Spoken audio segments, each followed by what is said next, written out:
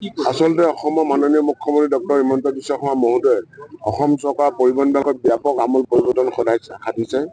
আজি ৭২টাতকৈ অধিক সংস্পৰ্শবিহীন কণ্টেক্টলেছ আধাৰ লিংকত মানুহে ঘৰতে বহি পৰিবহণৰ যিবিলাক ছাৰ্ভিচ সেইখিনি পাবলৈ সক্ষম হৈছে। কিন্তু যোৱা দিনবিলাকত আমি লক্ষ্য কৰিছোঁ ৰাইজে যিটো পৰিবহণৰ সেৱা সম্পৰ্কত অজ্ঞতা আৰু কাৰিকৰী বিভিন্ন অসুবিধা হওক এইখিনি কথাৰ কাৰণে তেওঁলোকে ছাৰ্ভিচবিলাক ঘৰতে বহিব কিছুমান বস্তু বহুতে যথেষ্ট সংখ্যকে আমাৰ বহুত লাখ লাখ মানুহে সুবিধা পাইছে। কিন্তু বহুতো আমাৰ যিবিলাক বিশেষকৈ গ্ৰাম্য অঞ্চলৰ ল'ৰা ছোৱালী উঠি অহা আমাৰ মেধাৱী ছাত্ৰ ছাত্ৰীয়ে হওক বা যিবিলাক আমাৰ ইয়াৰ ৰাইজ এই ৰাইজে পৰিবহণৰ লগত জড়িত যিখিনি বিশেষকৈ আজিকালি ঘৰে ঘৰে মানুহৰ এখন মিনিমাম বাইক আছে বা দুচকীয়া হওক চাৰিচকীয়া বাহন আছে।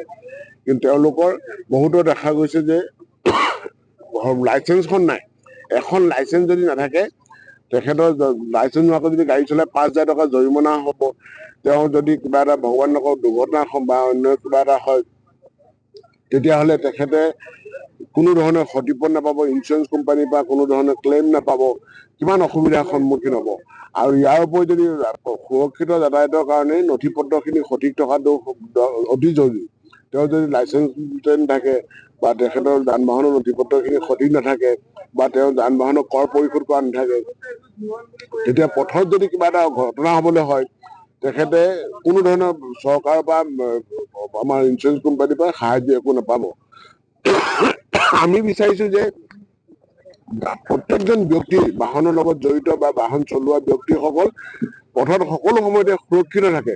সেয়েহে আমি যোৱা দিনবিলাকত আপোনালোকে দেখিছে ৰাইজৰ সেৱা ৰাইজৰ প্ৰতিনিধি এই বিশেষ কাৰ্যসূচীৰ জৰিয়তে আমাৰ যিবিলাক ছাৰ্ভিচ এই ছাৰ্ভিচবিলাকৰ সম্পৰ্কত মানুহক নলেজ দিবৰ কাৰণে, মানুহক সজাগ কৰিবৰ কাৰণে, মানুহক সুৰক্ষিত যাতায়াত ব্যৱস্থাটো কেনেকে সম্ভৱ হ'ব, পথ সুৰক্ষা নীতি নিয়ম সম্পৰ্কত কেনেকে মানুহে চলাব পথত সুৰক্ষিত হৈ এই প্ৰত্যেকটো ক্ষেত্ৰতে আমি ৰাইজক মানে সজাগ কৰিবৰ কাৰণে আচলতে এই কাৰ্যসূচী গ্ৰহণ কৰিছো। এতিয়া বছৰৰ ২০২৫ বৰ্ষৰ শেষ পৰ্যায়ত আগন্তুক ২০২৬ বছৰটো সকলোৰে কাৰণে এটা সুৰক্ষিত বৰ্ষ হওক আৰু সেয়েহে ২৫তে মানুহৰ যিমান ঝামেলা কিবা তেওঁলোকৰ নথি পত্ৰ অভিযোগ হওক বা অন্যান্য কাৰিকৰী দিশতে কিবা কৰিব পৰা নাই সকলোখিনি আমি সম্ভৱ কৰি তুলিব বিচাৰিছো।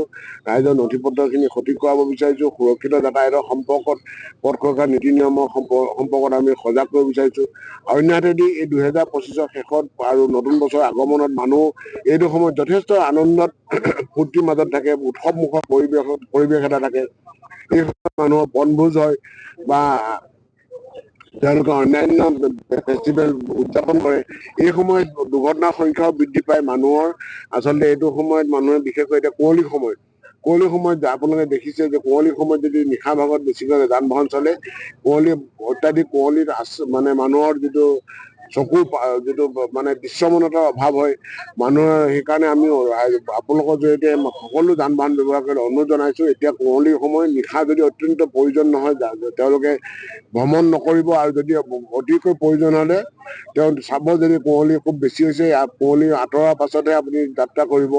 ইয়াৰ উপৰিও আপোনাৰ যান বাহনৰ যিবিলাক হেডলাইট হওক, ফগ লাইট হওক, ৱেপাৰ হওক সঠিক আছে নাই, ব্ৰেক আদি কৰি সকলোবিলাক ঠিক আছে নাই সেইবিলাক চেক কৰি লওক আৰু সুৰক্ষিতভাৱে চলাওক। আৰু আমাৰ যিটো উৎসৱ আজি খ্ৰীষ্টমাছে হওক, 31 ডিচেম্বৰে হওক বা 1 জানুৱাৰী হওক, ইয়াৰ পিছত বিহু আছে, এই সময়ত মানুহে যথেষ্ট ফূৰ্তি আনন্দ কৰে, ফূৰ্তিৰ মাজত সুৰাপানো কৰে। কিন্তু মোৰ অনুৰোধ জনাইছো ফূৰ্তি আনন্দ কৰক, সুৰাপানো কৰক, কিন্তু যান বাহন যাতে সুৰাপান কৰি বা ফূৰ্তি কৰি যান বাহন নচলায়। আমি যুৱ চামক বা আমাৰ যিবিলাক দুচকীয়া বাহন চলাই বাইক ষ্টাণ্ট কৰিব নালাগে, তীব্ৰ বেগত যাতে গাড়ী নচলায়। কাৰণ আমি ফূৰ্তি আনন্দ কৰিম যদি দেহা ভালে থাকে, যদি সুৰক্ষিত থাকেহে আচলতে ফূৰ্তি আনন্দ কৰিব লাগে। আজি আমি চন্দ্ৰপুৰ অঞ্চলত আহি আমাৰ বিশেষকৈ উমা বাইদেৱে হওক, বিষ্ণুদাস ডাঙৰীয়া হওক, আমাৰ ইয়াৰ চন্দ্ৰপুৰ প্ৰেছ ক্লাবে হওক, এইখিনি যিটো বিপুল আদৰণি তেওঁলোকে আমাক ইয়াত বাৰে বাৰে কৈছে যে এনেকুৱা কেম্প আপুনি ইয়াতো কৰক। আমি আহিছো, ইয়াৰ আগতেও আহিছো, আকৌ আহিছো।